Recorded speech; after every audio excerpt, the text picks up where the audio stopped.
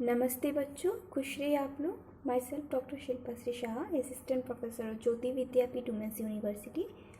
I am from Faculty of Physiotherapy and Diagnostics.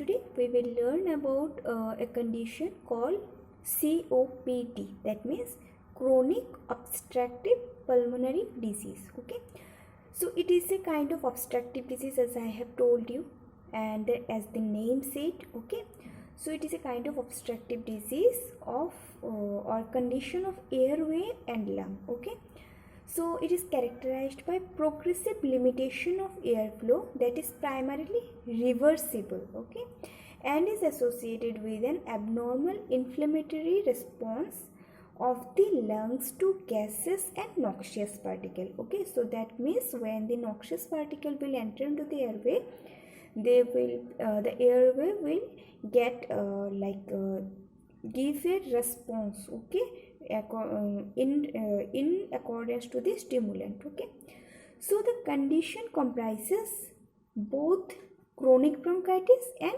emphysema. We have already learned about bronchitis and emphysema, right? So it is mainly affect the lung and also has a significant effect on systemic consequences. Okay, comorbidity and exacerbation are the most important contributing factor of overall health related to condition of COPD. Okay, it is one of the leading cause that affect the livelihood during and distributing the quality of life of disease patient. Okay, so COPD is an inflammatory disease, as I have told you, involving the airway, parenchyma of lung and pulmonary vascular structure, and it is combination of two diseases as emphysema, which is one of the destructive disease of alveolar structure. Okay, leads to obstruction, and another one, as I have told you, chronic bronchitis. Okay, the inflammation of the bronchiole. Okay, so this is the introductory part of chronic bronchitis. Now, how the disease can cause? So first one is due to smoking. Okay, smoking cause noxious particle to enter into the airway. That's why COPD, the main cause of COPD is smoking. Okay, then environment pollutant has also played a vital role to this condition. Next is genetic disorder like alpha 1 aminotransferase deficiency can result in emphysema, which is followed by cause COPD. Okay, so and pulmonary vascular damage of pulmonary vascular structure, raised oxidative stress and instability of proteinases and antiproteinase can also lead to damage of the lung. Okay, inflammatory process results in inflamed bronchial wall and excessive mucus production. Okay, so there is different stages of COPD or chronic obstructive pulmonary disease according to GOLD. Okay, global obstructive lung disease. Okay, during GOLD. So global GOLD criteria, according to GOLD criteria, the COPD is divided into grade 1, grade 2, grade 3, grade 4. Okay, in grade 1 described as at risk. Okay, at borderline, where the risk factor, chronic symptoms, and but the spirometer value will be normal. We have already learned about pulmonary function test, right? So in the grade 0 or in the first stage, the risk factor will arise and there will be symptoms develop, but the PFT value will remain normal. In grade 1 or mild stage, the symptoms may develop. FEV1 by FVC ratio will be less than 70%, and FEV1 ratio, that is forced expiratory volume ratio, will be at least 80% of predicted value. In moderate condition, chronic symptoms will develop, and FEV1 by FVC ratio and PFT will be less than 70%. Okay, and less than 70% and between 50%. Okay, so it is ratio is less than 70% and FEV1 is below within 50 to 80%. Okay, and this then is severe. In severe condition, chronic symptom will arise. The FEV1 by FVC ratio will be less than 70%, as in the another stages, and FEV1 will be between 30 to 50%. Okay, so these are the stages of gold standard classification of obstructive pulmonary disease.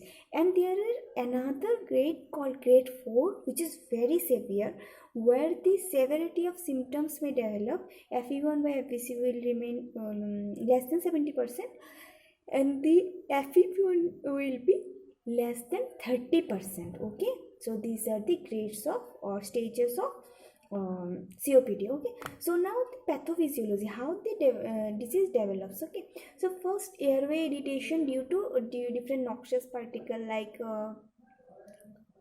smoking.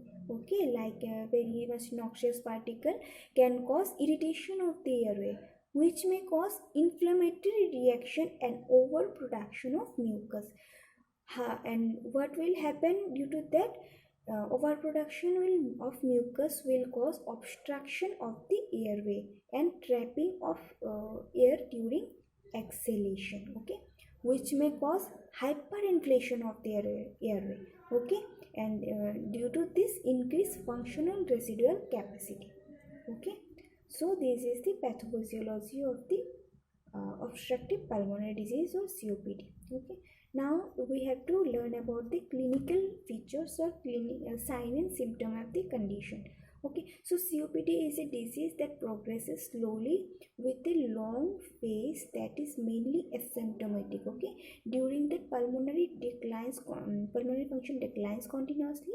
Okay, symptoms don't usually occur until forced expiratory volume is approximately 50% of the predicted normal value. Okay, then there will be persistent cough.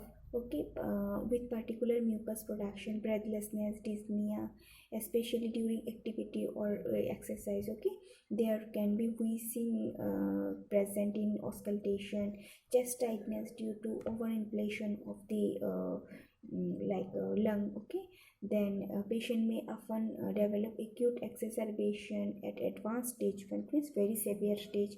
Then as the disease progresses, exacerbation may develop frequent life-threatening condition. Okay, severe limitation of airflow in end-stage disease.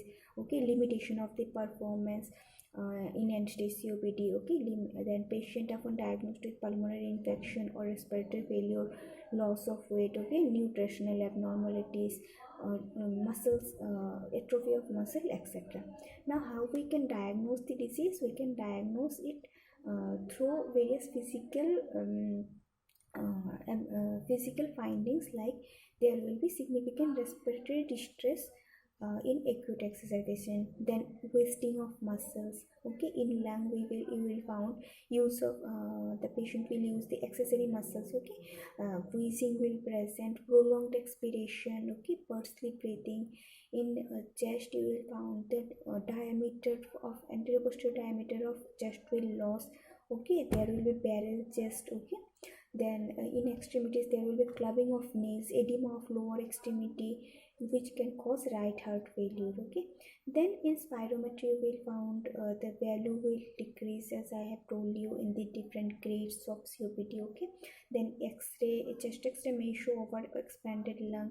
It will be found as like hyperinflation of lung through by the flattening of the diaphragm.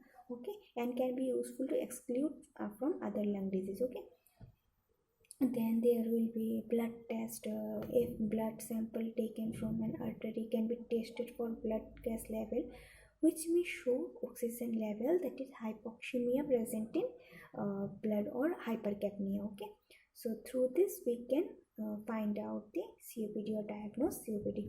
Now, what are the treatment available? Medical management include pharmacological management include relieving symptoms as well as reducing risk of exacerbation. Okay, so short acting bronchodilator, long acting bronchodilator, agonist, antagonist can be used. Okay, then along with that some antibiotics. Okay, also can be given. Next, due to for physiotherapy related treatment, we can use different breathing exercise to treat the condition. Okay, the main goal of a physiotherapist is to relieving the symptoms. Okay, slowing the progress of the disease, improving exercise tolerance. Okay, preventing and treating complication, improving overall breath. Okay, then we can drain out the secretion through postural drainage, chest physio like clapping, vibration, shaking. Okay, Then we can also use IPPB, okay, and for great use, okay, for great result of the condition, okay. Next, breathing exercise can be prescribed, diaphragmatic breathing, relaxation technique, okay. Postural correction can also be we can also educate the patient about postural connection, okay. Then thoracic mobility exercises along with shoulder girdle movement, okay. These are some various techniques or various exercise that can be prescribed to a patient diagnosed with COPD, okay. So COPD actually include pulmonary rehabilitation, which is involved with various multi-speciality or use of various interdisciplinary form of treatment, okay. Like there will be specialist of like physio and medical team, there will be nursing team, okay. There will be occupational therapist, all of them together work to treat the patient or treat the condition and prevent the complication, okay.